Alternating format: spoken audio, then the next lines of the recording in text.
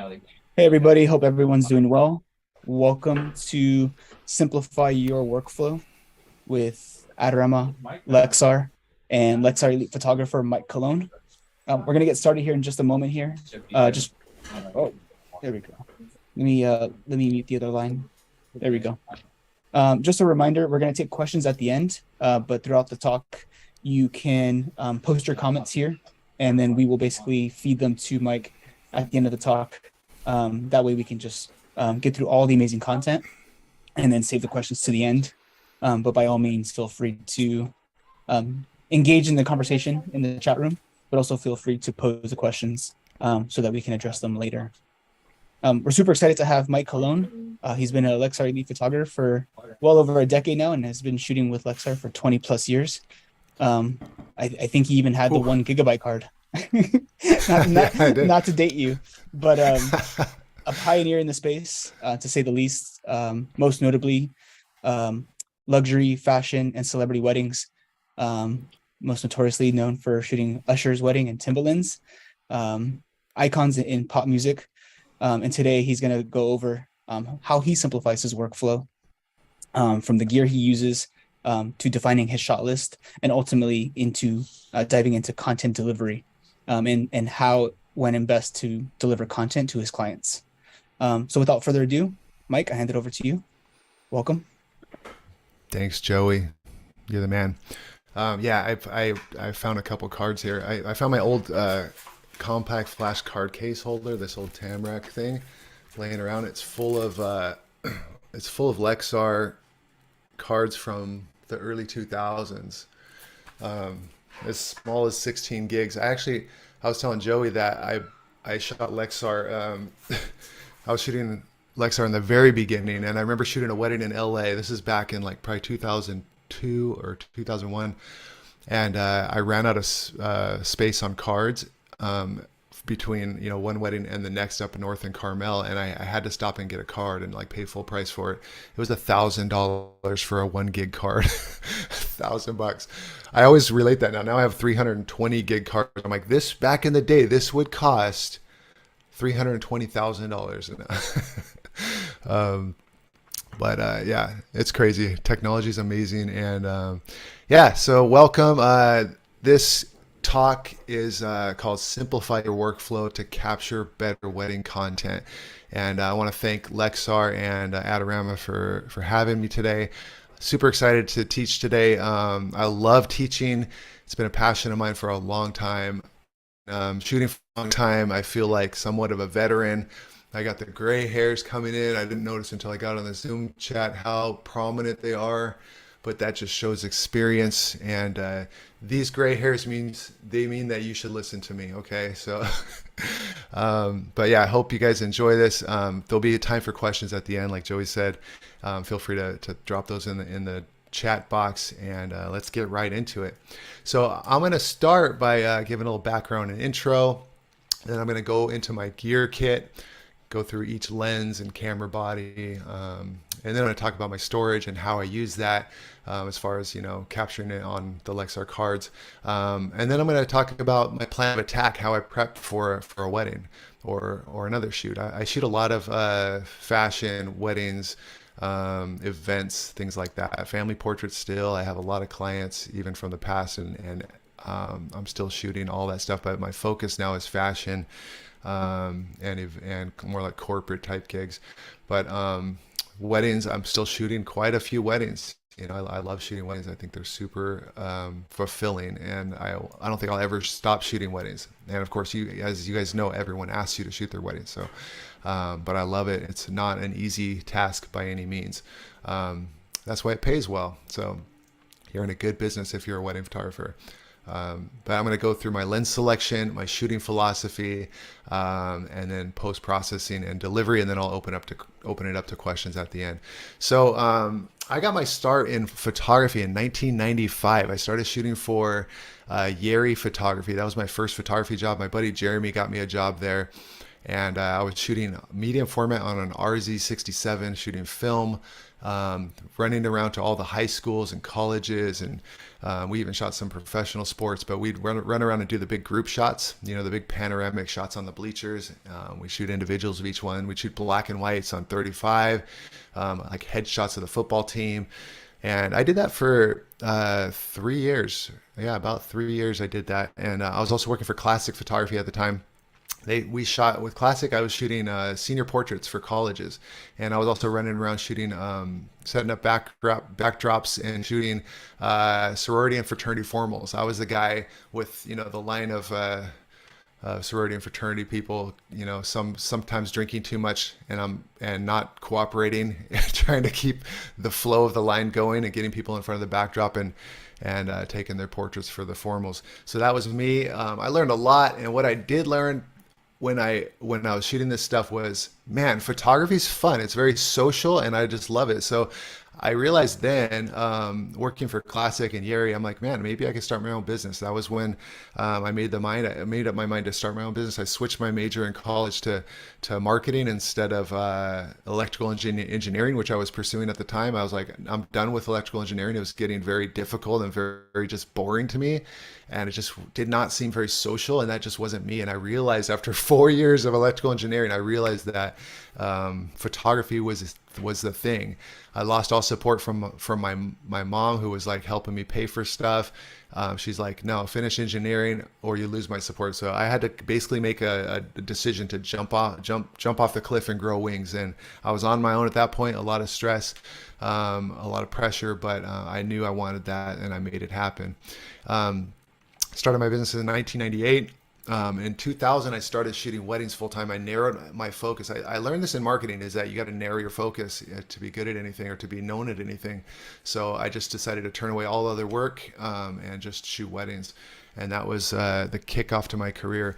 I finished my bachelor's degree, I think, in 2001, and I had this confidence of, I have a degree in marketing, I know what I'm doing, I know how to run my business. I also had a lot of experience professionally shooting for other companies and then for myself. A buddy of mine, Jim Sisko, who, not a buddy at the time, a mentor at the time, he's still a mentor of mine. This guy brought me in under his wing and showed me the ropes in wedding photography.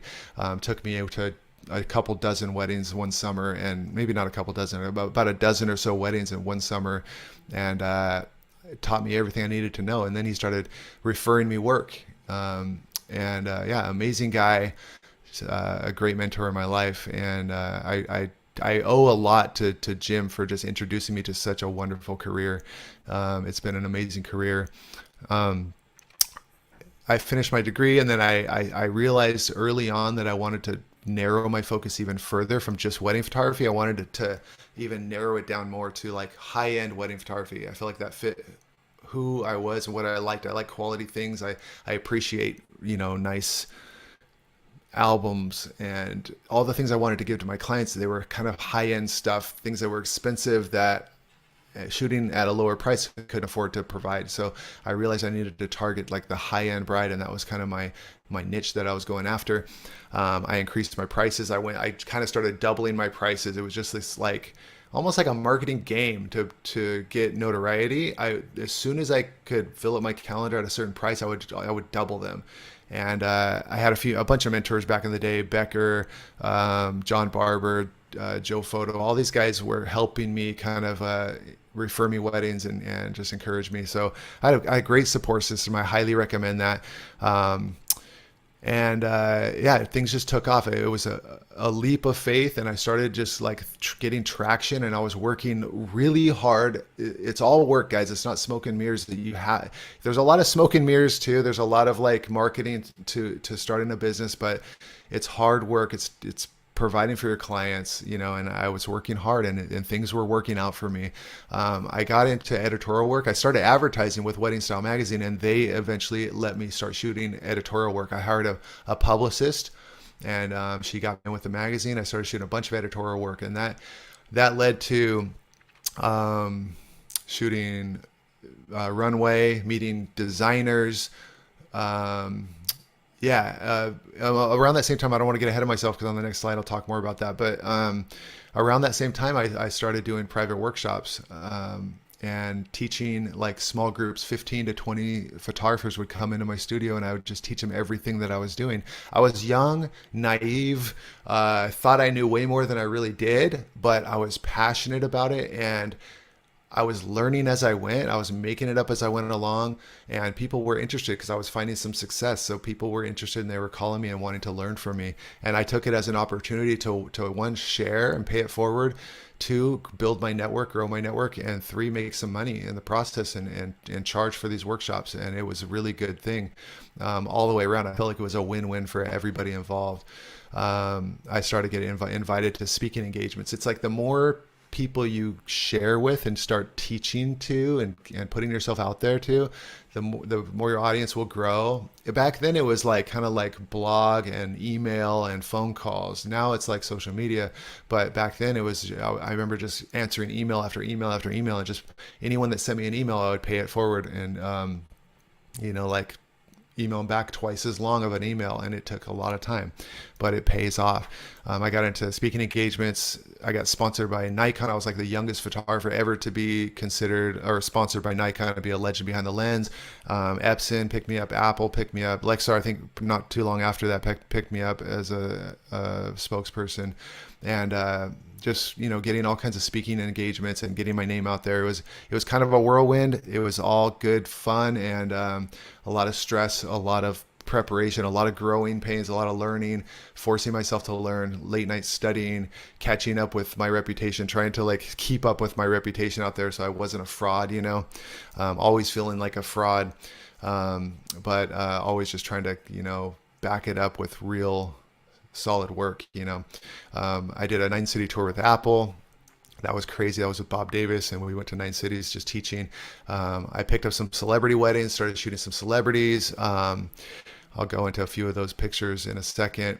And I shot this huge $10 million wedding in Dallas, Texas, with the Edmondsons, and that was just mind blowing. Just to see the amount of money out there that was available to spend on a wedding blew my mind. But all these things were just like, man, as someone coming from lower middle class, never seen a wedding in my life other than a cake reception wedding in the back of my church, and going to these weddings where they're like spending millions of dollars. It's just mind blowing and eye opening. But at the same time, it's all hard work, and if you do hard work and you're smart about how you market yourself and you take care of your clients and you're responsible, it pays off. And I'm able to, run a business for 25 years now. My wife, she's working now, doing something she's passionate about. She's a singer, but my whole career, she has been able to stay home with the kids and take care of our kids. And it's been an amazing career. So I highly encourage anyone getting into wedding photography to pursue it with everything. Starting shooting Runway with Grace Sermon. I talked about that. Charity work. I got into, I always believe that keeping your priorities straight and building charity into what you do is so important, and staying grounded and seeing what's out there in the world. So that was something that was really important to me, serving God, and the best way I knew how. 2010 to 2020, a lot more destination weddings, speaking engagements worldwide. I went to like tons of countries. Start picking up fashion campaigns through the runway stuff that, working with those designers. And then that just led to commercial clients. Louis Vuitton has been a client of mine for about 12 to 15 years, somewhere in there. And they're probably, I would say right now, one of my number one clients, giving me work regularly, big jobs, and I'm shooting a lot of wedding fashion still, and I'm getting into more video work as well. So things are really exciting right now in my business, and it's really fun to be able to do something like this when my business is at an all-time high, to be able to talk about like current things. The best thing I found with my business, being a photographer, even though throughout the years it's feast and famine, and throughout the years it's a struggle and there's stress, and sometimes you just like, man, I just want to go make a paycheck and be done with the thinking and decision making. But what I do never want to give up is the freedom I have to take time off with my family, to take a trip. There's so many things I'm passionate about outside of photography I get to do because of photography. So photography's opened so many doors in my career, but also has enabled me in my personal life to spend time with my family and do trips and camping and get into sports like rock climbing and surfing, snowboarding, jujitsu, all the things that I've been super passionate about. Some upcoming projects. I have a big bridal campaign coming up for Kenneth Winston next month. Louis Vuitton, another event for that. We just finished a big Louis Vuitton event, and we have more coming up later this year. Um, I'm shooting a commercial. I'm getting into video and directing, and so next week I have a commercial I'm shooting, like a commercial spot I'm shooting, and that's all video. So it's really exciting for me to just expand and learn more, and just dive into like that side of things, because I feel like video is such a great way to diversify and expand your business and fill in the gaps when you're not getting booked as a photographer. And everyone needs video, so it's a new creative fun thing for me to learn. And I highly encourage you guys to always be learning, always be expanding. The minute you get prideful and start thinking you know it all is the minute everything gets boring and you're like, why am I doing this? Like, always take that step forward and learn and stretch yourself. A little bit about my personal life, some of the things I do. This is my family. This was last year when my son Aiden graduated. So he's actually going off to the Air Force next month, which is crazy. I can't believe it's already here that he's leaving our home. But he's passionate about becoming a pilot and going through the Air Force for that. So it's pretty awesome. We're excited, but at the same time, we're heartbroken that he's leaving our home. But yeah, our party of 6 is turning into a party of 5 shortly here. But yeah, I love rock climbing. Jiu-jitsu has been a passion of mine. Snowboarding this year, believe it or not, I got in like 35 days of snowboarding this year. And of course, like I still had all these crazy jobs and I worked like a ton, but I was able to take like a few like really nice trips to Colorado and Mammoth and just get in a lot of days of snowboarding and reignite the passion that I once had in college for snowboarding and kind of get that skill level back. So it's been really fun. And again, photography is what enables me to do that. Here's some old editorial work for Wedding Style. This was the first cover shoot I did for Wedding Style magazine out in Joshua Tree. There's Joey mentioned I shot Timbaland's wedding. This was in Aruba back in 2008. This was kind of the kickoff to Usher and Timbaland's wedding was kind of the kickoff to my career in high-end and destination celebrity weddings. This was a wedding, Van S. Wu, kind of a pop star in Taiwan, and they were in California for their wedding at the Pelican Hill. I was fortunate enough to book that wedding, and it led to shooting their wedding also in Singapore.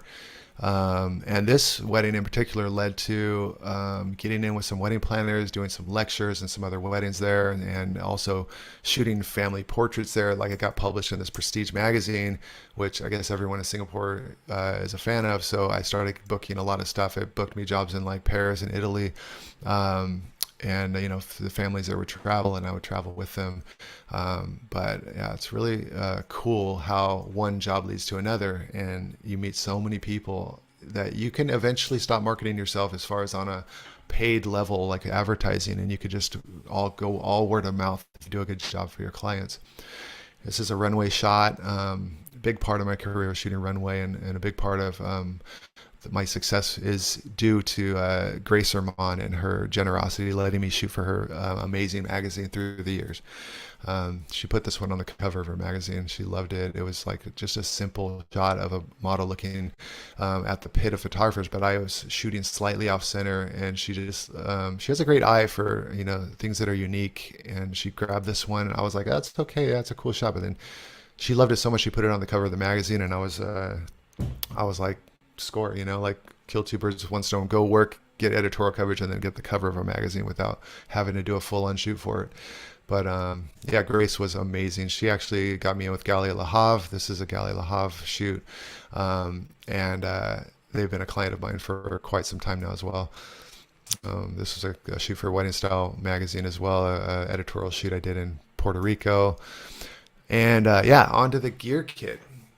I know I'm talking fast. I got a lot of content to get through in a short amount of time, so bear with me. I'll try to slow down. I did not have coffee this morning because I didn't want to talk even faster.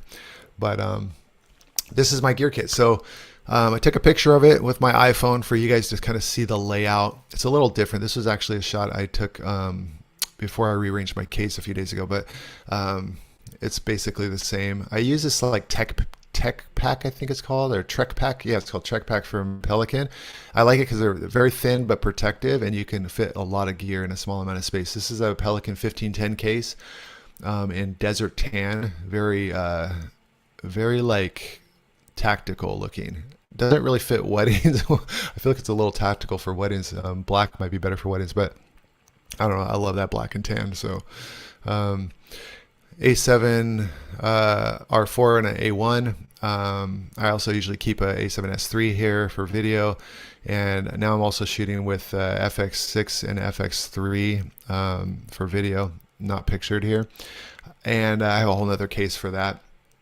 But I'm shooting with all the primes, and not all the lenses are in here. I have another lens case, and I also bring a lens bag, which is laying around here somewhere. Yeah, right over there. But yeah, it's just a Peak Design lens bag. It holds 3 lenses, and then another Pelican case that holds like another 6 lenses. But I bring all or some, depending on the job. And I'm always switching things around. But this is kind of the layout. So super simple. Usually I'm shooting with mainly primes and picking up a zoom when I need to. And I'm going to go through all my lenses and what I use them for. I have also 3 Zeiss Otis lenses, 28, 55, and 85, fully manual focus. That's the downside. But yeah, I'm going to go through why I use those as well. iPad Pro, 11-inch, and a MacBook Pro for working remotely and on the spot delivery when I need it, when I'm on a rush for delivery. Storage. So this is fairly new for me, but I've been shooting 320 gig CF Express cards. The CF Express 90 megabytes or megabits a second, 8K raw. So you can basically shoot anything on these. And the nice thing about having nice expensive cards is not only you get to spend a lot of money on stuff and write it off. That's a joke. But you get to basically put these in your camera, shoot with redundancy. So I'm shooting these dual slot, and I'm mirroring them. So as I'm shooting, I'm writing to both cards at the same time. That gives me an instant backup, but it's still big enough. 320 gigs is still big enough to get me through most jobs. So I don't even really have to swap cards during a job. Take that with a grain of salt, because sometimes you're on a 12 hours gig and you're shooting crazy intense files. So you might have to switch, but on most jobs I can almost get through an entire wedding usually on 320 gigs about. So that's a lot of photos, Here's my card case. So I have a bunch of, in the past I was using 128 gigs, and just recently upgraded to 320. So I have 2 of those. They're very expensive. So I eventually I'll probably fill up this case with 320, but for now 128, and 128 for backups, and 320s are my main cards that I'm shooting with now. Plan of attack. So before I get into the lenses and talk about lens selections, what I'm going to narrow down and more of that, I want to just talk about, like, right in the beginning, before I go out to a job, what do I do? So first of all, I think it's so important. The whole point of this talk is to kind of go over what I do throughout my workflow, from point A, from when I book the client or from when I'm about to go to a shoot to delivery. What am I doing in that workflow to simplify my process so I'm not overwhelmed? Because technology, pressures of, the stress and pressure of, one and done, you can't mess up at a wedding. Just, thinking about what you're going to wear, thinking about if it's going to be, how the weather's going to be, thinking about the light, thinking about not forgetting to shoot anything, thinking about, like, you don't want to ruin this memory for somebody. You want to do a great job. You want them to be happy with your work. All of the pressures and all the technology and gear, and there's so much involved in prepping for a wedding and going and shooting a wedding, that any way we can simplify that in order to free us up to be creative, to be more creative. It's like putting things in a muscle memory so that you can not think about them anymore, but also simplifying it, if especially when it's not already muscle memory, simplifying things in order to free you up to be creative, because being creative takes a lot of energy on its own. You have to be in a mental space to slow down and to be creative, to find the moments, to, time the shots. You could go out there and be all stressed out and going super fast and shooting everything, spray and pray, and then come home and be going through your images and being like, I didn't really do anything well. Like, I did it all, I got it, but I didn't do anything well. There's not one image I would use for an ad or even for social media in the entire 5,000 images I shot, because I was rushing, I was stressed, I was spray and pray. I was like just trying to get the shots and trying to get quantity versus quality. So what I'm trying to communicate today is how I go about trying to simplify everything and trying to eliminate variables and trying to help me focus, because I'm a little ADD as it is.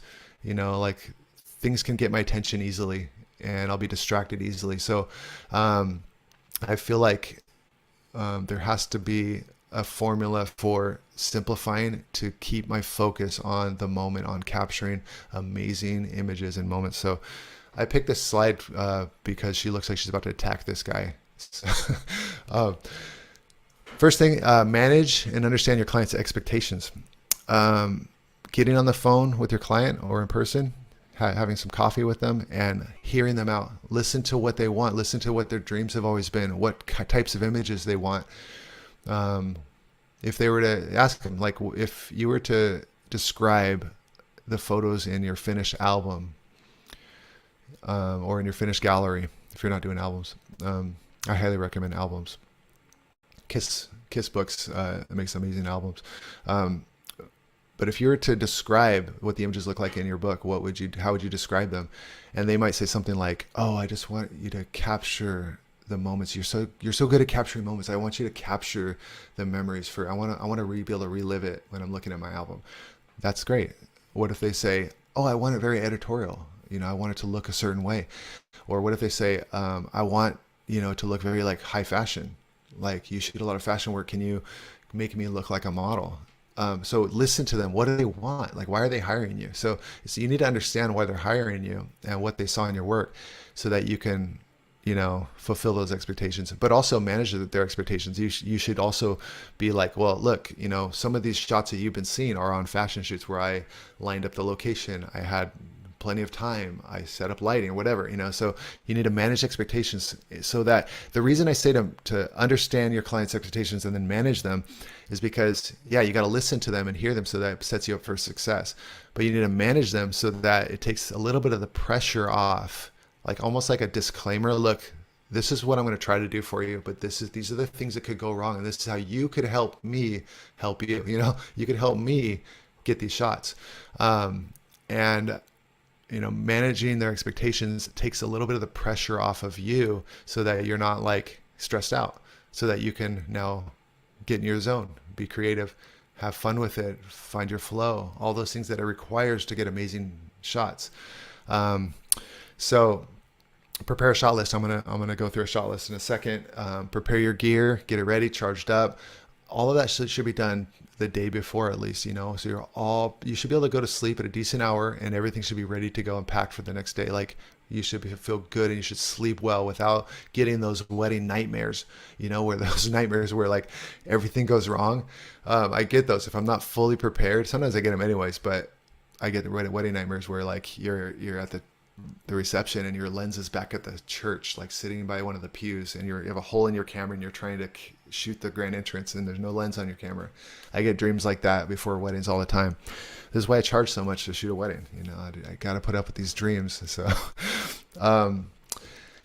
arrive early at your location and scout. Like, get there like an hour before you have to, an hour before you're going to start shooting the bride, and just walk around and plan. Look at your sun app and see where the sun's going to be at different times. Plan out where you're going to shoot the first look or the family formals or like the romantic pictures of the bride and groom afterwards. plan out like where the light's going to be, like make a plan. All of this helps you kind of prepare and eases your mind and puts you in a zone where you're like, I'm ready for this. I got a plan. You're not stressed out. You're not fumbling. You're not fidgety. You're not like sweating. You're like smooth sailing. That's really important. Yeah, let me move to the next slide. So this is how I prepare my shot list. Interview your client, ask them to prepare. So a lot of times brides will send me a shot list. I don't always encourage it because it does like add a bit of stress, because now I'm like, oh, she has a precise shot list I have to live by. So what I tell them, I said, give me like this is an example on the right here. If you're looking at this is an example of kind of like the extreme shot list, right? I try not to get this from every client, but I wanted you to see one just because I had it handy.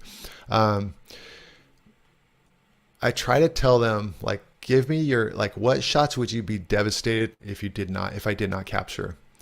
And don't give me things like bride walking down the aisle, bride first kiss, because like that's in here. I don't know if you can see that. It's in here during the ceremony. But don't give me the stuff I'm going to shoot anyways, because I've been doing this a long time and I'm going to shoot all that stuff. So don't give me the shots that are a little bit unique that I might not necessarily know about. Give me something like, my 100-year-old grandmother's going to be there and she's like, she has cancer and I really want a photo with her. Give me those shots. Put that on your shot list. Things that I wouldn't necessarily know about. There's going to be a surprise for the groom. Like, I'm going to surprise him with, I'm buying him a Ferrari and it's going to be waiting for him. No, I'm messing with you, but that's happened before. The bride bought the groom a Bentley. I'm buying my fiance a Bentley, and I want you to be ready to catch his expression. Like, those are the things that should be on a shot list.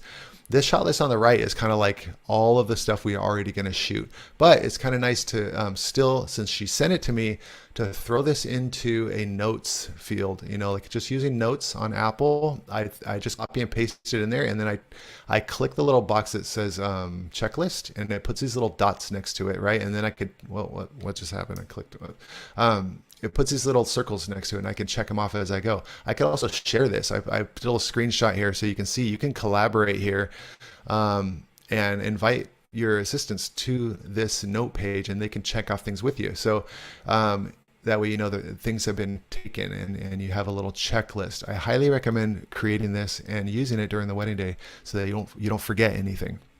This also just puts your mind at ease. It's like when everything's floating around up here, and it's not like it just stresses you out, and it puts you in this like space. At least me, it puts me in this space like I have anxiety, and I feel like I'm fidgety, and I can't do anything well because I have too much going on. So if you're like me at all, and you probably are, if you're a photographer and you're self-employed, you're probably somewhat like me. I feel like people that are photographers are all kind of similar in some ways, but you probably are like me, a little bit like creative, and in order to be creative, you have to have your space mentally and get in that zone. So this helps me put it down on paper, so to speak, and get it out of my brain. And now I have something visual I can check off, I can read, I can hand to my assistant, they could read and they could check it off for me. It could be in their phone or their iPad, and it just kind of really helps. Sorry, I keep switching ahead. Yeah, I think I covered all of this. Check out. Yeah, so that's kind of what I do with a shot list. If you don't have a bride sending you one and you need to make your own, I would say, have someone who's experienced that has shot dozens of weddings at least, walk you through the wedding day, or go to a friend's wedding and watch the photographers and with a notepad and take down the important shots that you see happening. You can probably find tons of stuff online as well. I don't know, you can take a screenshot of this one. That'll give you a nice starting point if you want, or text me and I'll shoot it over to you, or message me and I'll shoot it over to you. I realize not all of you have my cell phone number. Yeah, all right, moving on. Lens selection. So this is, let's talk about, choosing lenses and what you're going to bring. And let's talk about why I choose each lens for each scenario and what I'm doing, and kind of how am I simplifying. I'm going to talk about primes versus zooms in a second, wide versus telephoto. I mean, all this is kind of self-explanatory, but I want to talk about very specific things about how I simplify the process, like when I'm actually shooting. I think we all need primes and zooms. Primes, I'll jump ahead for a second. Primes give you little to no distortion, shallow depth of field, that really buttery, like shallow, creamy bokeh in the background. Great in low light. You can shoot like in the dark with these things. They're like 1.4, 1.8, 1.2. I have a 51.2. They really help you shoot in low light with no noise. They're super sharp. Usually edge to edge, they're super sharp. They're lightweight. Zooms are versatile.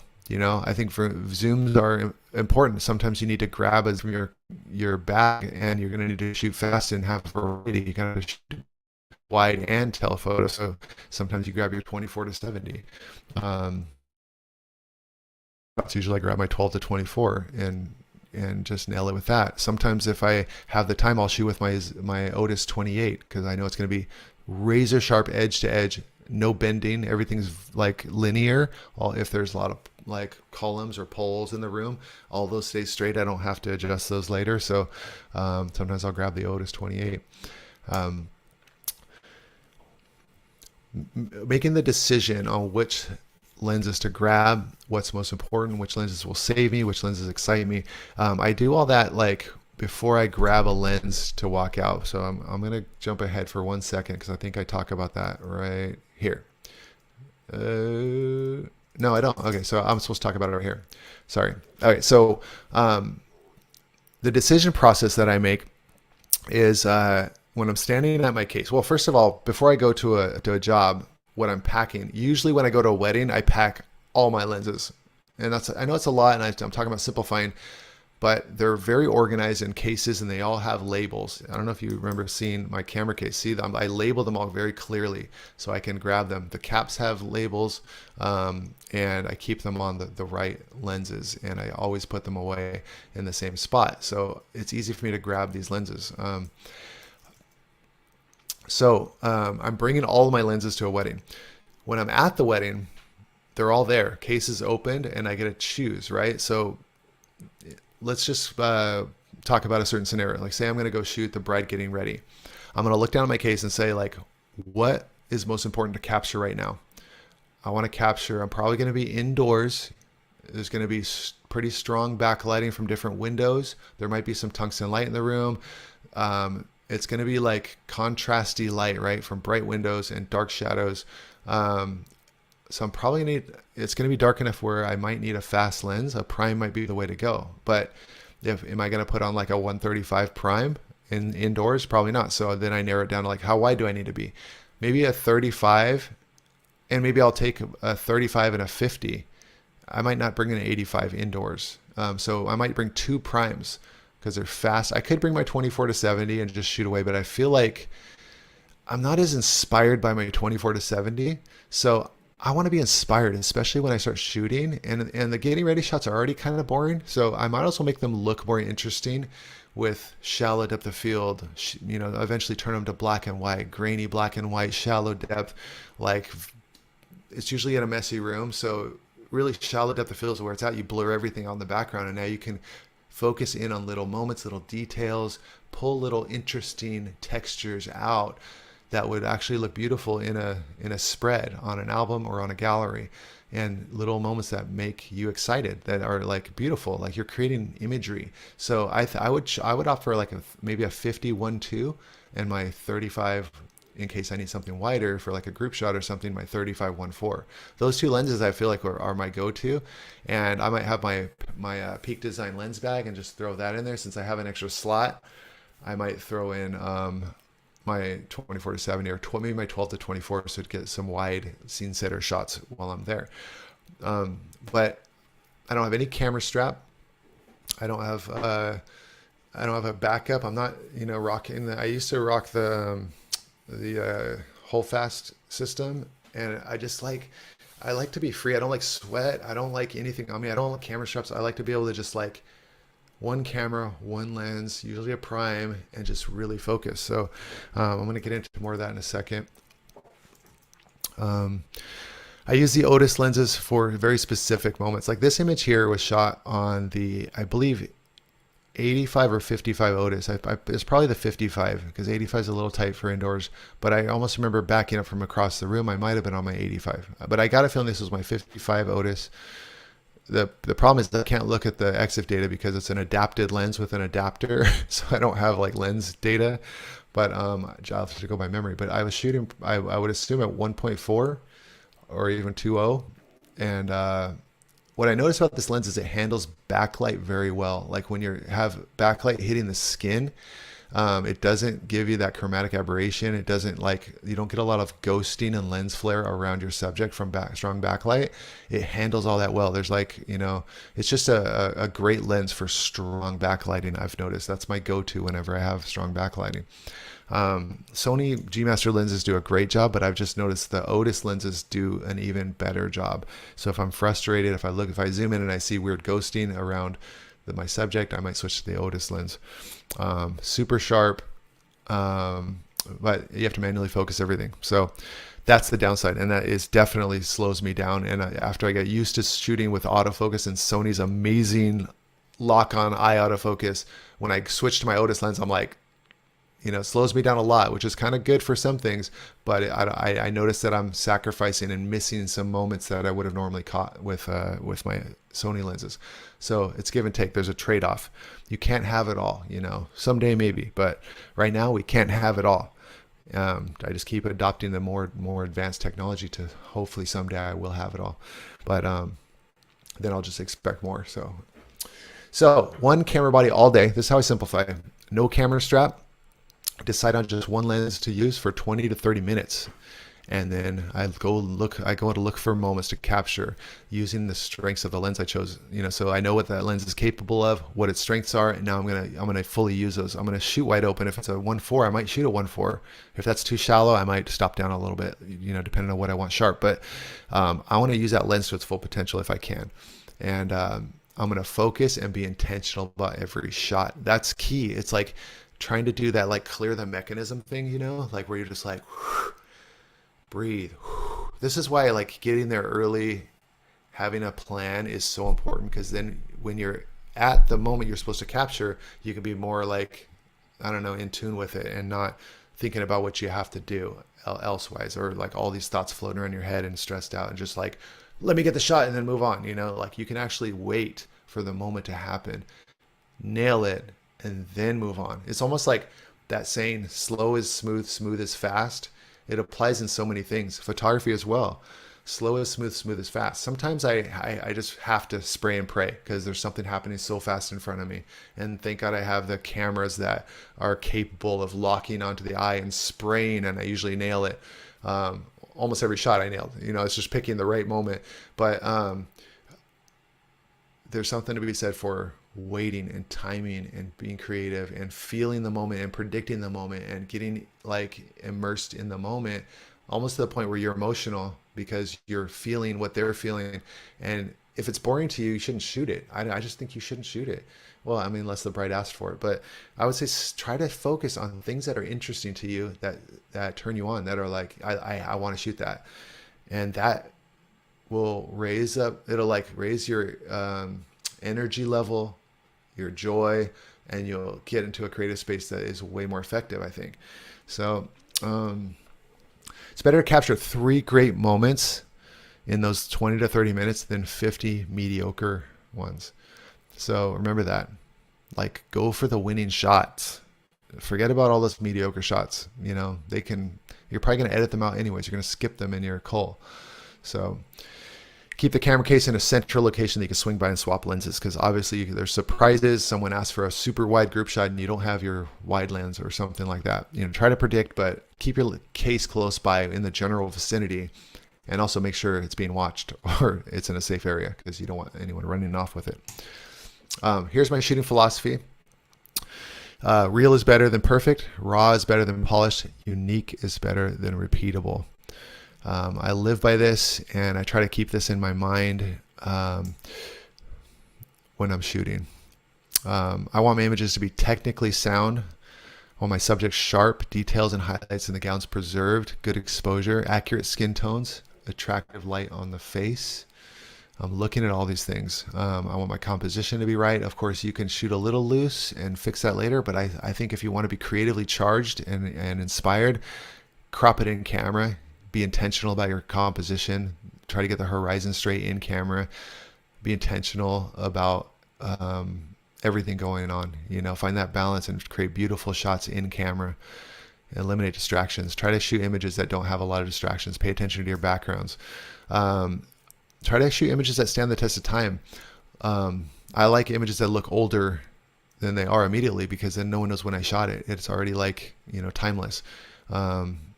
Weddings are cool because your attire is not dated. Wedding gowns seem to stand the test of time. Film grain, I've always loved film. I think film grain adds that nostalgia and kind of gives it that, like, when was that shot, and it kind of gives that feeling of it could be timeless, or it could be shot a long time ago, or it could be current. I look for muted colors. I'm not a big fan of a lot of crazy bright colors unless I need to. I try to look for skin tones and earth tones, and that's just me. I love that.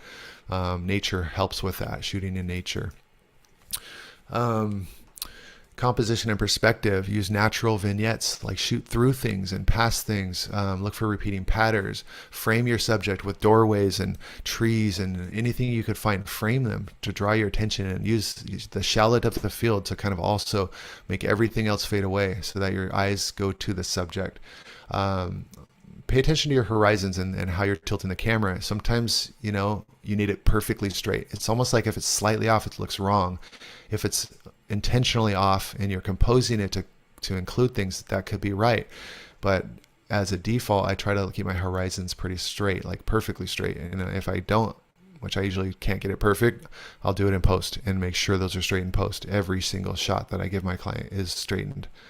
Foregrounds and backgrounds, pay attention to your background. I think the difference between a rookie photographer and an experienced photographer is the photographer who's looked at enough of their work and learned from it pays attention to their backgrounds when they're shooting. The background could make or break an image. It could be a distraction, or it could add to the image. Perspective. Get low, get high. Change up your perspective. Let's talk about just the look of an image, what you're trying to find. Again, neutral colors, fewer colors, shallow depth, clean lines, no clutter, soft light. You find soft light how? A large light source, a window that's diffused by a curtain, sun bouncing off a large wall, sun bouncing off the ground, as long as it's a neutral color on the ground or the wall. Look for those light sources. Try to make images that have impact or are memorable. Look outside for inspiration. Look at fashion magazines. Look at anything that inspires you. Movies. Go to unknown or unpopular locations. Look for something random. Just be random. Let your subject be random. I think someone asks you, what should I do? I don't know. Let's do something silly. Let's you think of something. I'll try to think of something while you're thinking of something. Release them to be themselves. Avoid images that'll be cliche.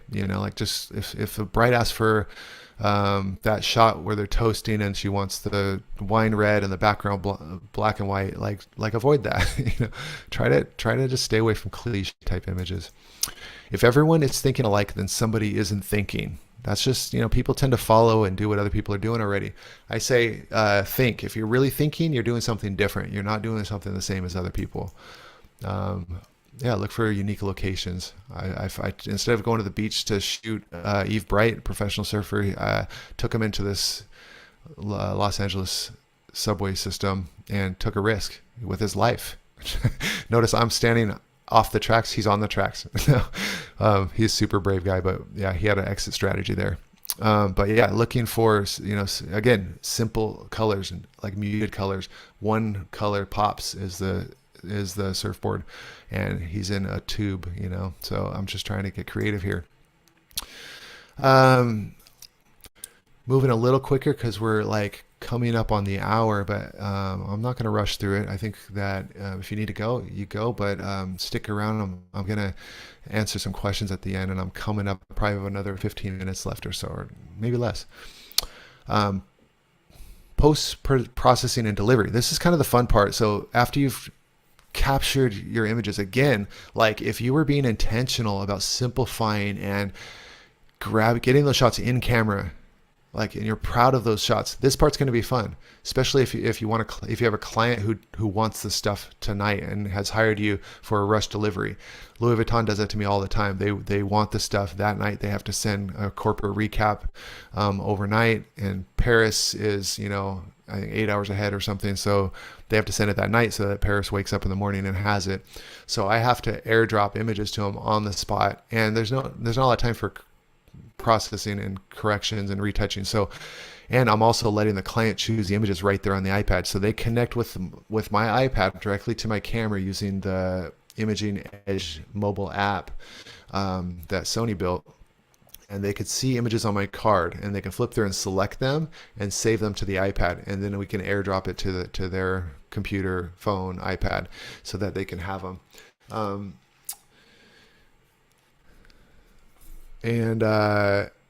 Yeah, so that's kind of how I deliver on the spot, and then I go into downloading and backing it up. I use the Sony hard drives. I have them all stacked over here, and I label them by year.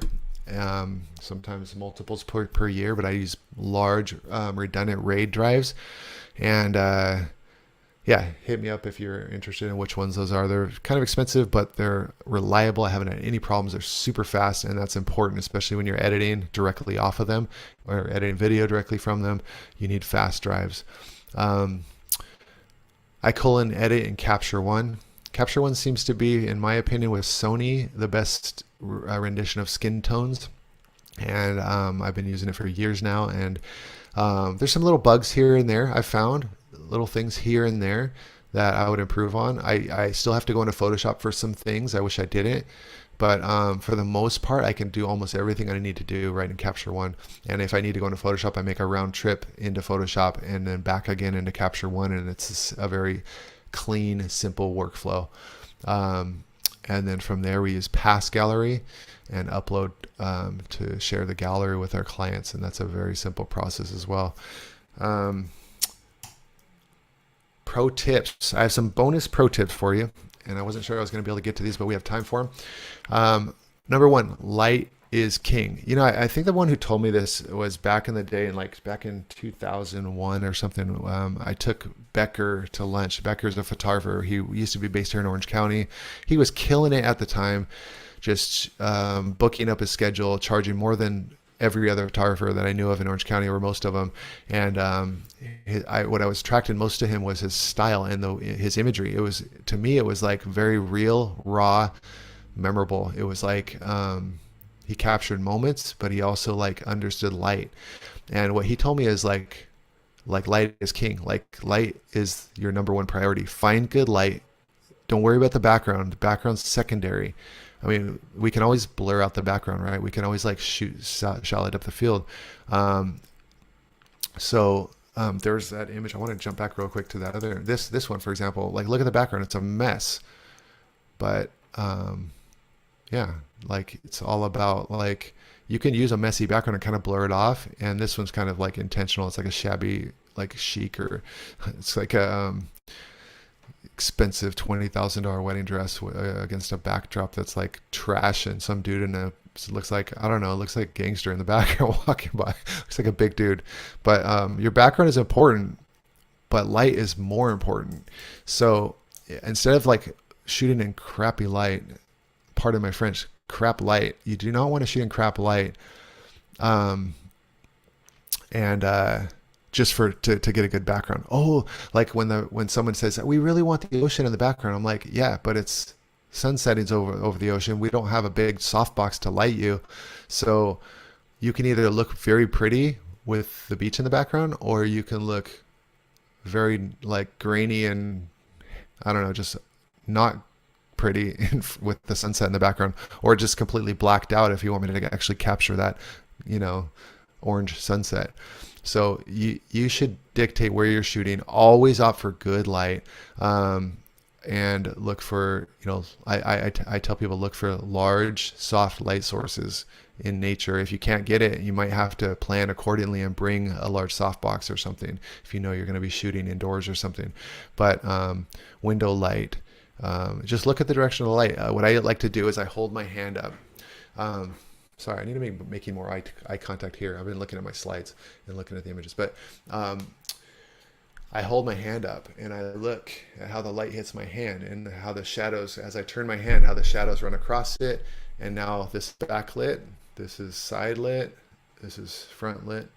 And you need to know what different lighting does, but typically, frontal lighting is most flattering and most forgiving. So for wrinkles and things like that, if you're shooting elderly people, you definitely want this kind of light flat on. If you're shooting people with like perfect bodies and perfect skin, you can do more directional light.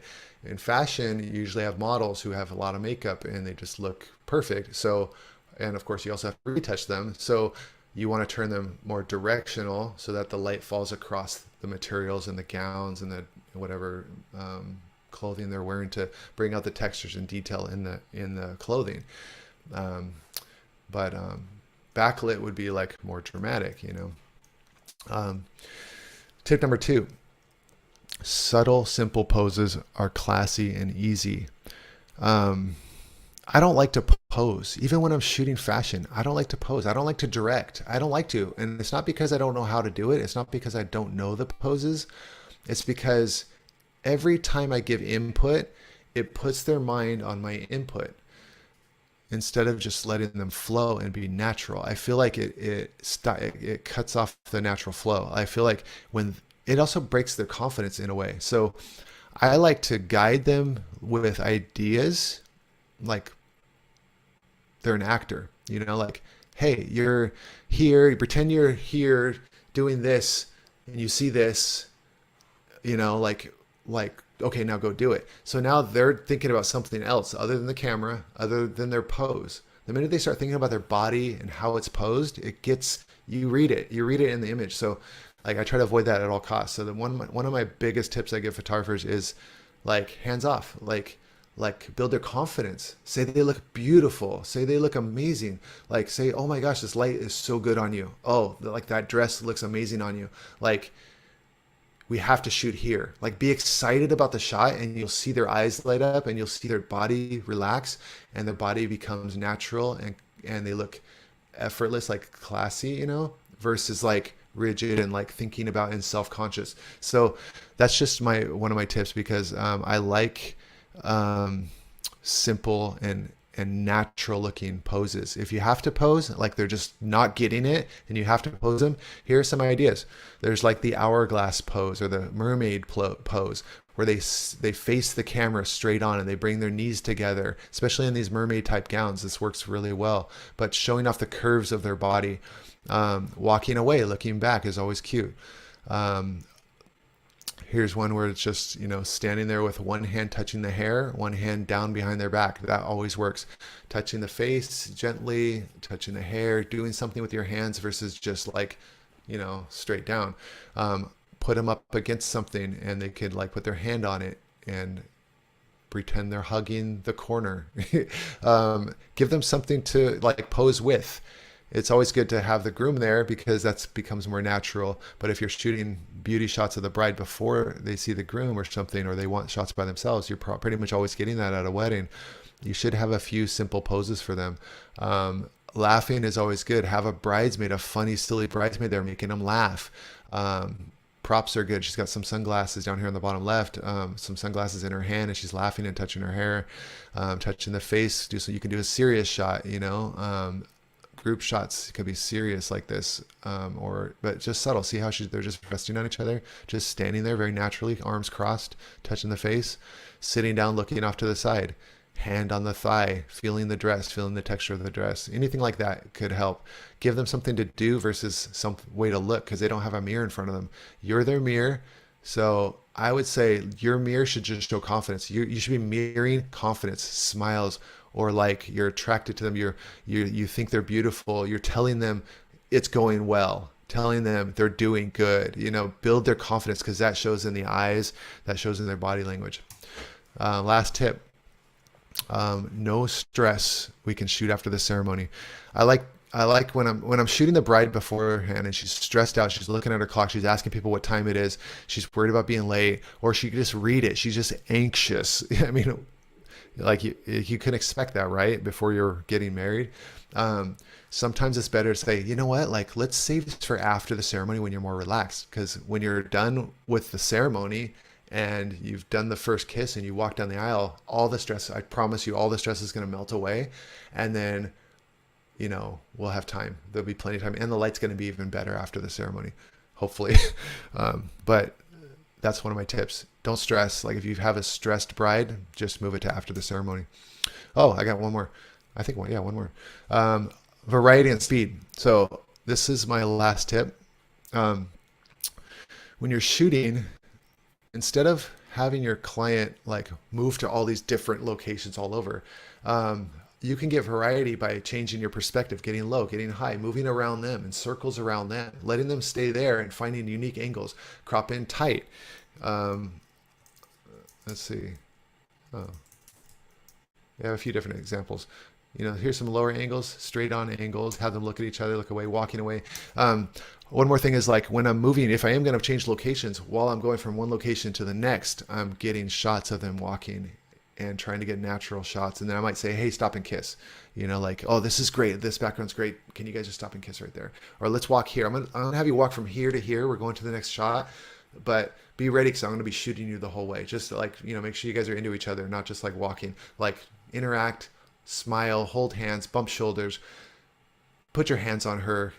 If you feel the need, grab her behind her neck and give her a kiss. Like give her a dip. I don't know, like give them some ideas, make them actors, but at the same time, let them like to use that time from one location to the next to get more shots, more variety.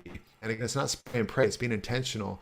But at the same time, you're not wasting time. I think a fast photographer makes a happy client when they see you just lagging. And think about it, like you want variety, you find all their good angles, and it's super easy if you're intentional about it.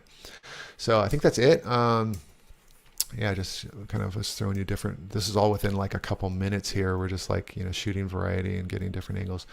So Joey, I'm going to open it up to questions. I don't know if anyone asked any questions. But let me know if any good questions came through that you want me to answer. Hi, Mike. This is Veronica. Oh, Joey's here. Hi, Veronica. Hi. I have some questions for you. Thank you for that presentation. It was amazing. Thank you for all your tips. You. And very thanks, welcome. you and Adorama, for always working with Lexar. Let me give you read some of the questions that they have. We have one from Akshay, and I apologize if I say some of the names incorrectly. Well, first one says, have you considered any AI video editing tools to improve your workflow? Ooh, AI. So my son, he's 16 years old. He's like very knowledgeable in AI, and he's been like, helping me with stuff like that. So that's definitely not something I'm currently like super knowledgeable in, but he is, and I'm definitely gonna be using like incorporating that. I think that I think when it comes down to it, my gut instinct is that there'll be some really useful tools there that can save you time. But there's also going to be for a while, some shortcomings in it. And if you're, delivering to a client, you're going to have to manually do a lot of things anyways, even after the AI gets involved. But I never shun technology. I'm like, technology is my friend for the most part, other than there's some bad stuff out there, and technology is like could suck you in and make you addicted to screens and all those things that I deal with my kids and even with myself.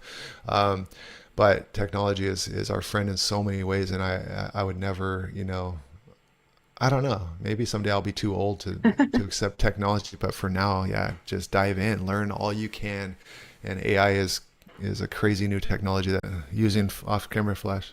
Yeah.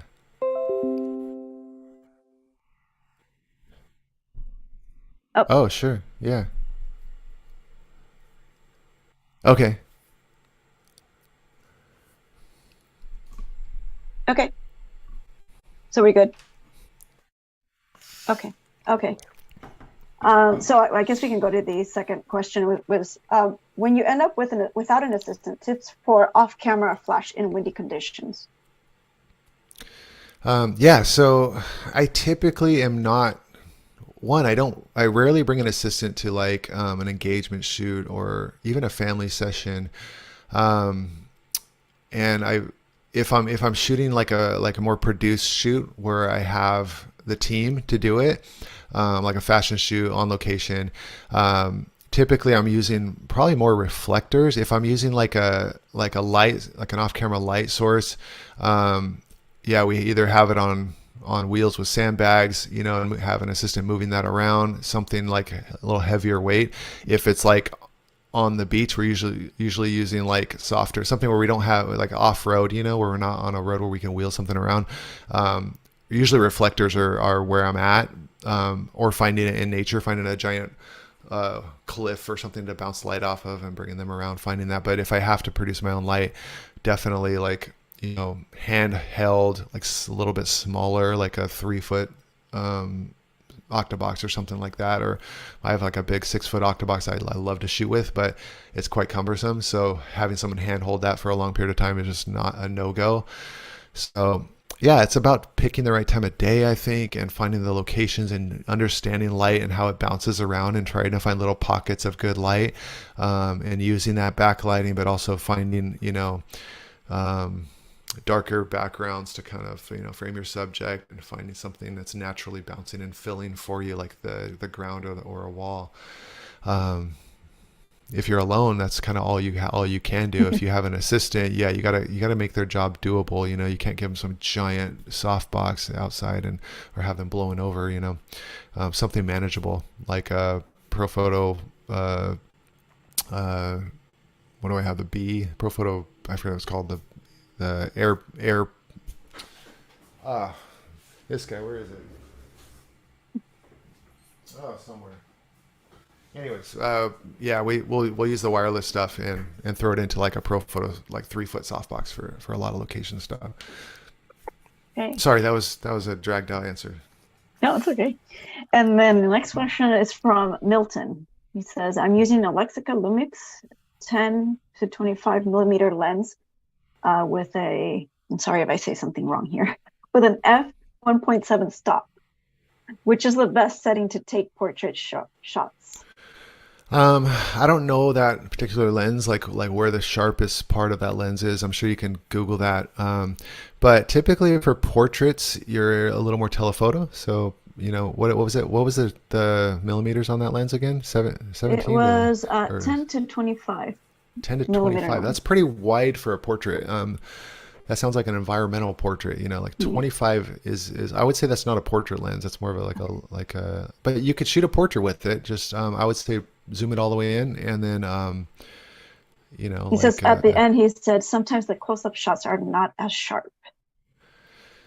Yeah. So find your minimum focus distance, know your minimum focus distance. And, yeah, I would say choose another lens for portraits. I would say like a 50, like you can get some cheap, like good 50 millimeter lenses. 35 is the widest I typically go on portraits.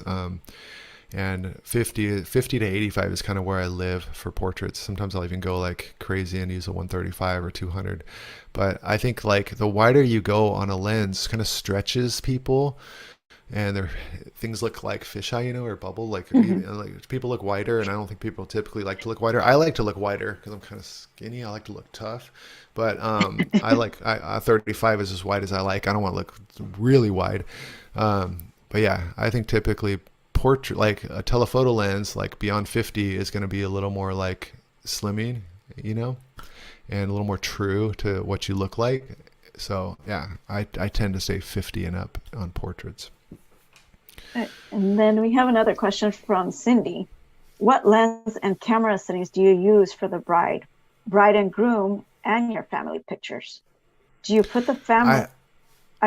You can answer that one. No, go ahead. Tell you Okay, yeah, I typically use like I live on my 85 for a lot because I feel like that's when I have space to back up.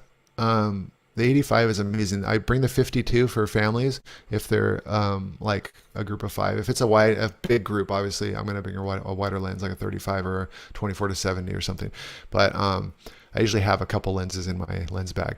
But I live on the 85. Like there's something about the 85. Even the 50 is amazing, wide open. But yeah, for a group shot, you're stopping down a little bit. I think the 85 is just like buttery. I can back up my 85 and shoot a family and stop down just enough to get I try to get them all in the same plane, and then I stop down to, maybe f2 or something just to make sure all their eyes are sharp. But it just has this like creamy, like 3D, very like beautiful fall off bokeh, and I live on that. So the 85 G Master 1.4 is like my go-to for most engagement shoots, like bride alone, or bride and groom, family shoots, kids, like all of that stuff, people in general. 85 is like butter. You have to have that lens. Okay, and then what was the part 2 to that? Do you put the family on the same plane so you can shoot wide open? And how do you try to make your pictures different from the photographers? Yeah, so like I said, like the family, if you can get them in the same plane, that's ideal. If you want to shoot wide open, like say the background's not super beautiful and you want to blur it off, then yeah, try to get them in the same plane, pose them where their heads are close together. You can use the triangles thing. There's lots of tips on composition and posing groups, but yeah, try to get their faces in the same plane. If you want to kind of stop down, or if you want to open up your aperture and get that really shallow depth, I wouldn't shoot at 1.4. I would shoot like f2 and up. 2.8 is probably safe. f4 is safe. If I'm shooting in a beautiful location, I might stop down just to make sure everyone's sharp in case they move or something. I might be at like 5.6, or I usually typically don't go above 5.6 for family stuff, and I try to probably f4 if I'm it depends on the lens. Like if you're a telephoto, you got to be more careful. Like there's that depth of field factors, which are focal length, aperture, and distance from subject. So the closer you are to your subject, the shallower the depth of field. The more telephoto, the shallower the depth of field. The more you open up your aperture, the shallower the depth of field. So you got to, it's all relative to what lens you're using, how close you are to them, what the background is, how shallow you want it, and just make sure all eyes are sharp. Especially, my policy is any eyes looking at my camera need to be sharp. Right? If they're looking at the subject, they could be out of focus, but my subject needs to be sharp. But if I'm shooting a portrait where they're all looking at the camera, they're all the subject. All their eyes need to be sharp. And you don't want to have to fake it later and try to sharpen in post. You need to stop down enough to get that. And then as far as trying to be creative with this stuff and be different, again, it's hard to be creative with family stuff. I don't get too creative because it takes the attention away from them and just who they are, and it kind of gets cheesy and looks like it's the photographer trying to be creative. So when it comes to family shots, I'm just knocking them out. Usually I'm trying to get natural smiles, confidence, everyone looking at the camera, good composition, how I'm posing them. There's good space and balance to the stuff. I'm looking at the colors of what they're wearing and making sure there's balance. But creative, like how do I separate myself from other photographers and family stuff? Really, it's just about being technically sound. The images look good. I'm choosing the right location. The light looks good on them. It's flattering, and I'm making them feel confident and natural, and with natural smiles. They're gonna love it. Like if they look at their photos, they're gonna love it, and that's what separates me from another photographer who might be trying to do some cheesy creative thing, and they all feel awkward, and they're not gonna like their photos. So simplify and stay natural is my tip on that. Okay, and then Teresa, what editing programs are you using to edit your photos? Capture One is how I cull and edit on like the batch stuff, and like when I'm editing a whole group of images for my client, and then individually I typically go into Photoshop and do retouching, skin blemishes and any kind of like manipulation of the image that's more intense. I typically go into Photoshop for that, but trying to get just all my images presentable and looking good for my clients is Capture One. Okay, and then best advice for wedding photographers looking to start booking bigger jobs, for example, from 3K weddings to 10K weddings. Yeah, so going from 3K to 10K, I think I was at 4K and I went to 6K. I remember doing that. But this is back in like 2000, 2001, something like that. So I feel like 3K now is kind of like the low end. It's like you're targeting kind of the base. I know there's some people that want it cheaper than even 3,000, but 3,000 is kind of low end. Like you should be having a surplus of people coming in wanting you at 3,000. And if if you're there, you need to raise your price. Making that jump, I mean, it comes down to marketing. It comes down to who you are as a brand, what people perceive you to be. If they perceive that you're successful and up and comer who's on his way to the top, you're going to have a much easier job. You're going to have a much easier time booking clients and raising your prices. Putting out an image, getting published is great. Just like sharing your work on social media, constantly looking busy, constantly sharing your work. If you don't have anything, share something old. I'm super bad at this stuff, by the way. Like if you're following in any of my social media, like it's kind of ironic. The busier you are, the less time you have to market yourself. But if you're busy, you're busy. So if you need work, you got to look busy. And yeah, that's kind of funny that I'm saying that, because it's like once you've been around long enough, you have enough client base to refer you, and you're not as concerned with social media. A lot of my social media is for sponsors or to kind of take care of people and make sure that I'm tagging people. Or if I get slow, if I get slow and I want work, I do start posting more. And that's just, nowadays it seems like the easiest way to get more work and to kind of target your target market is through social media. So looking busy is good. It's the type of images you're posting. Like honestly, it comes down to your work, because if you're posting an image of a $3,000 bride and you're trying to target a $10,000 bride when it comes to what they're spending on photography, then you might have problems. So you might need to style a shoot. You might need to,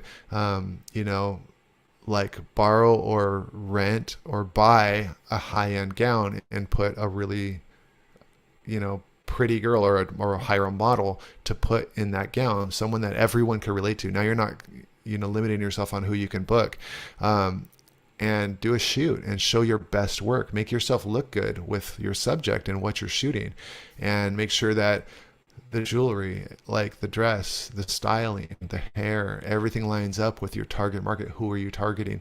People with taste sophistication, or people with money that like know what's what and what kind of shoes are what and what kind of dress is what? If you're targeting those people, you got to be super careful about what's in every image that you're putting out there. But again, I used to push people into advertising and, getting the right magazines and all of that. But nowadays it's like, it seems like social media is cheaper and easier to reach people than advertising. And I feel like advertising is almost like dying a bit. But it's not out of the question. I think advertising with the right venues and the right publications or channels on social media could definitely bring in those clients. But you got to have the right work that matches them, that aligns with them. Otherwise it's pointless. If you have the wrong images, it's pointless. Okay, and then what a genre of photography? I feel like I want to do everything: portraits, wildlife, sports, wedding. So they're asking, sorry, how do you pick? Yeah, no, I like that question, because I love all types of photography. I went to something that was very consistent and paid the bills. Weddings was one, I loved it. It was being around people. But it's not like where I choose to be on a weekend. I wouldn't choose to go to a wedding on a weekend if I had my choice. I would probably be snowboarding or rock climbing or something. I would be doing something outdoors that's like I could dress down. I don't like dressing up. As you can see, I'm wearing just a black t-shirt right now. I'm not wearing a suit. I wouldn't choose to be at a wedding. So, but the reason I chose weddings was, one, I believe in weddings. I think they're good. I believe in family. I believe in marriage. I believe in committing your life to someone else before God and staying with the same wife your whole life. I believe in that. So I'm all in. Two, it's weddings always happen. They're consistent. They happen. They're seasonal to some degree, but they're always there, and people always want to capture it. They're spending a lot of money, and it's a very important time in their life. You're become a historian. You're documenting something very important, and your work is valued. So weddings are consistent and they pay the bills. And the reason they pay the bills and the reason they're good money is because nobody wants to shoot a wedding for free.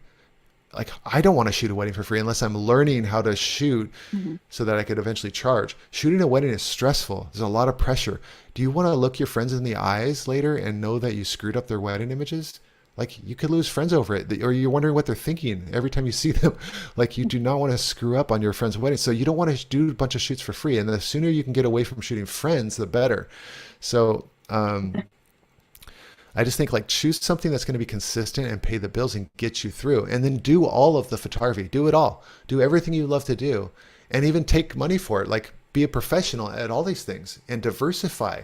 But when you're marketing yourself, choose one to market yourself, and choose the what's your bread, whatever is going to be your bread and butter, the thing that you want to be known for, that you want to be prestigious for, that you want to be considered an expert in. That's what you have to choose one thing, because I think it's too hard, and it's not totally believable that you could be the best at every type of photography. There's too many specialties. It's easier to specialize in one thing, at least in your marketing efforts. You could be really good at all of them, but as far as perception and what people think of you, it's more believable, and it's easier to get people to believe that you're the best at one thing. So I would say choose one thing, focus on what's going to be your bread and butter. I highly recommend weddings. If you haven't chosen yet and you're dabbling in weddings, I highly recommend it. And use that as your bread and butter, and all your marketing efforts go into that. All your social media posts go into that. Try not to diversify too much outside of that. If you look through my Instagram feed, it's mainly bridal fashion, even though I shoot so many other things, and I'm hired for so many. I shoot cars, I shoot corporate events, I shoot headshots, I shoot so many things, but I try to keep my feed to just like bridal fashion, because that's really where my bread and butter is. That's what I get paid the most for, and that's what I do regularly, and that's what I'm targeting. So pick one thing and focus on that, and then do it all though. Okay, and then we have have awesome to diversify. Corey says, Mike, I'm sorry I missed the first 10 minutes of your presso, balancing work from home. At what point did you know that wedding photography was your gift? What advice would you give to someone who is trying to quickly switch careers from something IT related to photography? The beauty of photography is that you could do it especially wedding photography, is you could do it on the weekends. So you could start doing it without quitting your current day job. But yeah, the sooner you can focus on it and actually dive in and go in, jump off the cliff and grow wings, because you kind of have to at some point just dedicate all of your time to not just photography, taking care of your clients, but also marketing yourself. And so the sooner you could do it, the better, but you also don't want to jump off and fall and splatter on the ground, so you got to take an educated jump, make sure you're prepared, you have some savings set aside for the ramp up. I knew that wedding photography was for me when I started shooting for Jim Sisko, and I just fell in love with the whole idea of it. And I saw the money that people spent on this, and I saw that there was consistent income. It was something that I could provide for a family with, and I knew I wanted to have a family. So I picked weddings, and it was also, weddings for me was also like a very good, safe, as a young married guy, I wanted to protect my marriage and not have be around the fashion world, because I felt like there's a distraction, and it might make my wife feel insecure or jealous, or the trust thing. And I also didn't want to be tempted to mess up, and being around all these models and stuff was not a good plan for me. So I was like, I'm going to go to weddings. I feel safe there. I feel like it's good for my marriage. It's good for my life. It's consistent, all these things. I knew it was for me early on. And I'm doing wedding fashion now, but I feel like, it's still, weddings are very good and wholesome, and the dresses nowadays are very skimpy. So I think there's some times where I'm like, dang, might not be the best for my wife, thinking about me shooting these models still. But it's just one of those things. But it was a progression, and I feel like I'm much more mature and older now. Not to say I'm completely immune to that kind of stuff, but I think that weddings are, man, for everybody starting out, it's such a good, consistent way to start out. And you can work your way from weddings into so many different branches, because you meet so many people. At weddings, you're meeting all kinds of people that have different businesses, and you could get into all kinds of different types of photography, and you might find something else later that you shoot off towards, like I did. But it's a great starting place. I highly recommend it, especially if you're going to leave IT, which is sitting behind a screen. You can now go sit behind a screen and edit wedding photos. You're already used to that. No, but you could be out with people and socializing and just having a blast and using all your camera gear and writing it all off too, so highly recommend it. Okay, and it's also from Corey. For any super close-up shots on the wedding day, like the ring, cakes, or flowers, do you have a macro lens that you also bring with you, or do you arrange those close-up macro shots for a different day? No, yeah, I do bring that with me. I do have a macro lens. I actually don't always use it, I'll be honest, because I feel like the lenses are so good and have such like shallow or short minimum focus distances now. Like I could shoot rings on almost anything, and it's such high megapixels that I could always crop in, and it's shallow enough. So it's not like I'm trying to get this super shallow, because anytime you're at your minimum focus distance shooting like rings, for example, and there's even the capability of punching in and seeing it, making sure it's sharp and manually focusing it on any lens and then cropping it later, that you don't really nowadays with mirrorless and the EVF, the electronic viewfinder, how you can punch in and make sure it's sharp. You don't really need a macro lens because people aren't blowing these things up super big anyways. You can always shoot with like a 50 or even a 35 and shoot it and crop it in later. But a macro lens is nice because it puts you right in there and you could just manually focus it, and it's nice, but it's a luxury item. I would say buy that last if you really need it and you're shooting a lot of that stuff. For weddings, I don't do a ton of that super tight close-up stuff. If I'm going to shoot the ring, it's usually on their hands, and I'll grab a quick shot with my 85, and it's showing more of everything. It's not just ring shot. If they'd bright ask for a ring shot, I will do it, but almost any lens like a 50 or a 35 or something, or even an 85 would work. So yeah, hopefully that answers the question. Okay. And then 800, what flash do you use on Sony? 800? Yeah, that's what it is. Is that their name? That's cool. Yeah. I shot Ocho Cinco's wedding. Chad Ocho Cinco, the football player. I shot his wedding. Oh. Maybe this is Chad. He's getting into photography. So wait, sorry, what was the question? What flash do you use on Sony? What flash do I use? So I have like a Sony on-camera flash that I've had forever that I've never used. So if you want to buy that off me, no. I don't typically use on-camera flash.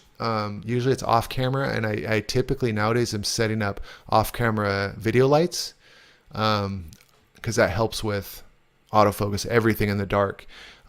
So at a reception, say for example, I'm setting up lights on the corners of the dance floor that are like on. I have the Stella Pro lights that I use, and yeah, for flash, I keep forgetting. I don't want the Pro 1000B. No, that's a baseball glove. What is it called? The Pro Photo. I'm just drawing a blank today. I don't know why all my Pro Photo lights, but anyways, the Pro Photo wireless flash, I use that for location sometimes, and I'll bring that with me to weddings in case I need to do, say, a portrait session of the bride and groom, and if it's way dark and there's no light anywhere and all the light sucks, I'll bring that big softbox and that light as a backup plan to shoot some portraits of the bride and groom. But typically I'm shooting daylight, available light, and then at the reception I'm setting up off-camera video lights. And then when I don't like to do a lot of fill flash. So I'm not using, the on-camera flash bothers me mainly because it adds a bunch of shine and it flattens the image and it draws the attention to the photographer. However, I do see the value in shooting on the dance floor with frontal light, but I set up the lights in such a way where I get that, and then I could be in the shot and not like too close to my subject where the shine is going to be hitting them. And flash is very harsh. It's a small, bright light source that's directly above your lens, so I like getting that light source off camera to eliminate that shine and just make it look more natural. And again, when I'm shooting, I'm not so much trying to look like this is a photographer in your face. It's more like fly on the wall, paparazzi kind of look to my images, where it's like you could look at it and you wouldn't even know the photographer's there. It's just like a window into the scene. But yeah, if you're going to use a flash, I would say use one of the Sony dedicated on-camera flashes.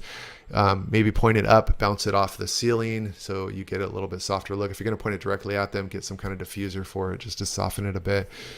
Some people love that look, I'm just not totally into it.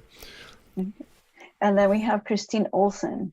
Hey, Mike, are you offering one-on-one mentoring anytime? And then I want to say the rest. Enjoy your presentation, Mike. Got some good tips. Matthew said to say hello, and we miss you. Awesome. What's up, Matt?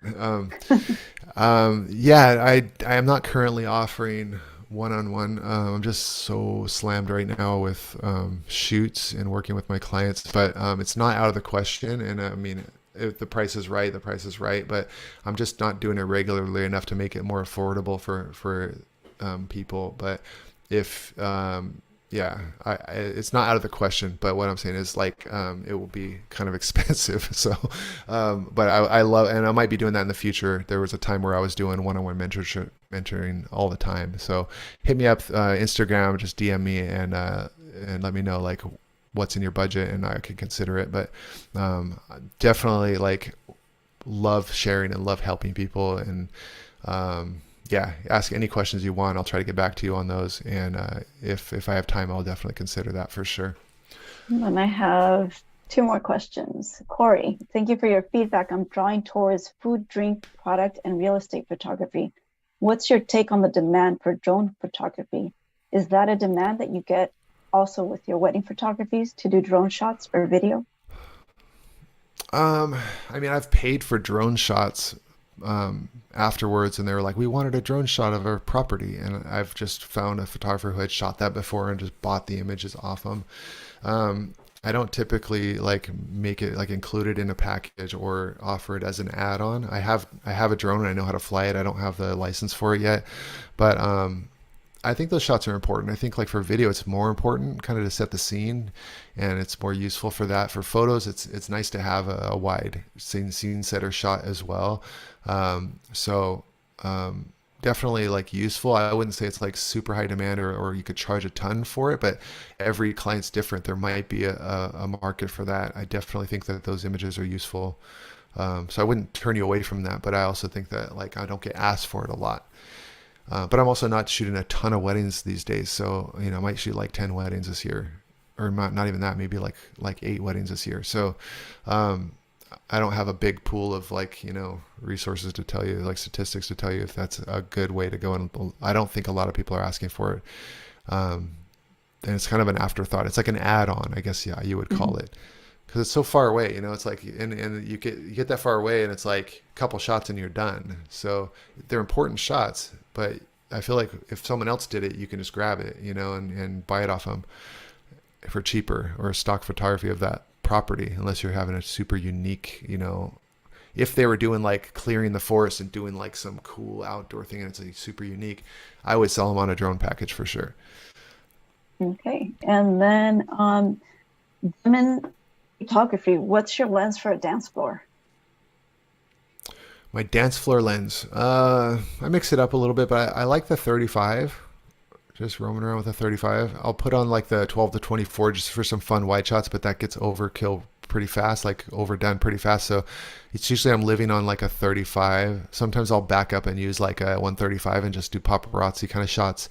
But if I'm going to be in there on the dance floor, sometimes you need like the 24 to 70 is great too.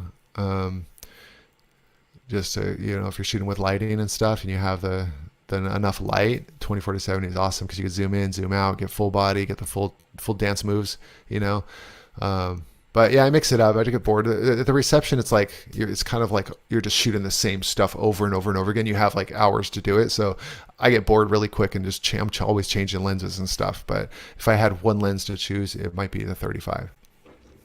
Okay. And the last question is Leslie Polito.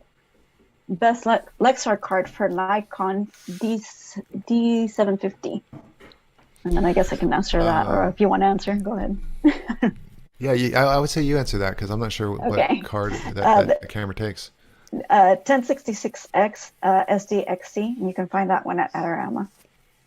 SDXC. Yeah. See, I learned something too. This is awesome. And that was our last question. Wow. Wow. I just want to say a quick thank you though before you cut me off here. Thank you so much to Adorama and Lexar, and to Veronica and Joey and the team over there at Adorama. This has been awesome. I I always want to share, and I never make time for it. So this was awesome. They reached out to me and asked me, and it lit that fire in me. And then preparing for this, got those juices flowing again. And someone asked for a one-on-one. That's super. I'm super flattered by that. And I used to do those all the time, and it kind of sparked that. Like I want to do more of that. Yeah, hit me up on DM on Instagram, and I would love to, even help you out. No charge for a little bit of time. I don't want to commit to too much, but thank you if you guys tune in. I really appreciate you guys being here and supporting the show, or what we're doing here. And I hope you learned something. I hope that if you have any questions that you think of later, hit me up directly. Yeah, I always act like I'm super busy because I like to, manage my time, but there's always time for questions, and I always want to help people. So thank you again. Thank you, Mike, and the again, opportunity. Thank you, and thank you to Adorama for this. I'm here from representing Lexar, but we really appreciate it. This was amazing. Not only your tips on photography, but also your life, what your experience has been. And changing your careers, all of that. I saw the comments. A lot of people were admiring that. Appreciate for this amazing presentation. Thanks. I can't wait to go read the comments. That's awesome. Thank you. Okay. Thank you, everyone. Thank you. All right. Take care, guys.